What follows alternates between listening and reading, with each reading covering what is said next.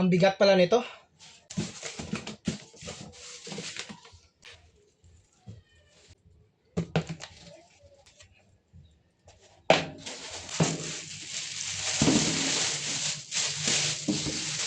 Mga kasals, meron po ako ditong nakuha from Big Dipper. Ito po ay isang laser. So ito po yung kanilang 4-eye na laser. So meron po itong kulay green, red, blue, at saka purple na kulay. Hindi ko na-expect na mabigat pala yung ganitong klaseng laser. Ang model po nito, Big Dipper B102RGB4.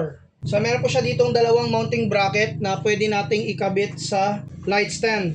Yung kanyang saksakan dito is removable. Naka 3 pin. At saka ito naman yung kanyang likuran. So dito sa kanyang likuran, ito yung kanyang saksakan. Tapos yung kanyang power switch button. Ito naman yung kanyang control panel, yung DMX control po niya. Tapos yung kanyang microphone sensor.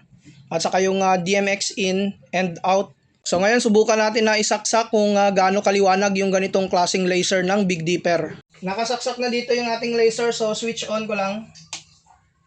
Ayan. Hintayin lang natin na mag-restart. Yun. So ito yung ating mga laser. Yung kulay red, green, blue, at saka purple. So ito yung galawan ng laser na ito. So sa price po niya talagang hindi na kayo lugi po dito, lalong-lalo na kung panatex talaga kayo ng mga laser. So kung makikita po nyo sa labas, may araw po yan, pero yung laser kitang-kita pa rin. So mas maganda subukan natin ito sa gabi. Pero mas okay ito dahil makikita po natin yung capacity ng laser po niya kahit may araw ay talagang lumulusot. So dito naman tayo para mas kita yung kanyang mga patterns. Ganyan yung mga patterns ng laser. So ang ganda ng liwanag po niya at saka ang tingkad.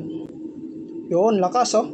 So nasa class 3B laser na pala ito. Bali sa sunod na video po natin gagawa ako dito ng video na gabi para malaman po natin kung gaano kaliwanag po ito pag tinest po natin sa gabi. So kung naghanap kayo ng ganitong klaseng laser, click nyo lang po yung ating yellow basket.